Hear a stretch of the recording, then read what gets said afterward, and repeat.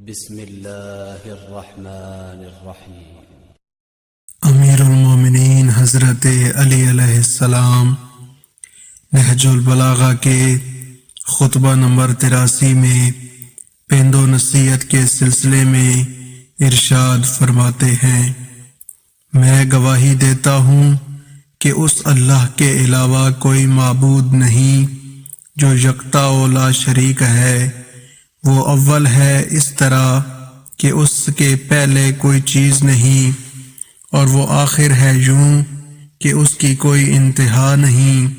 اس کی کسی صفت سے وام و گمان باخبر نہیں ہو سکتے، نہ اس کی کسی کیفیت پر دلوں کا عقیدہ جم سکتا ہے، نہ اس کے اجزاء ہیں کہ اس کا تجزیہ کیا جا سکے، اور نہ قلب و چشم اس کا احاطہ کر سکتے ہیں۔ خدا کے بندو، مفید عبرتوں سے پند و نصیحت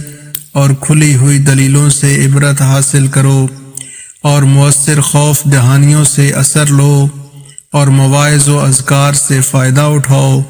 کیونکہ یہ سمجھنا چاہیے کہ موت کے پنجے تم میں گڑ چکے ہیں، اور تمہاری امید و آرزو کے تمام بندھن ایک دم ٹوٹ چکے ہیں۔ سختیاں تم پر ٹوٹ پڑی ہیں، اور موت کے چشمے پر کہ جہاں اترا جا سکتا ہے تمہیں کھینچ کر لے جایا جا رہا ہے، اور ہر نفس کے ساتھ ایک ہنکانے والا ہے اور ایک شہادت دینے والا۔ ہنکانے والا اسے میدان محشر تک ہنکا کر لے جائے گا، اور گواہ اس کے عملوں کی شہادت دے گا۔ اسی خطبے کا یہ جز جنت کے متعلق ہے۔ آپ فرماتے ہیں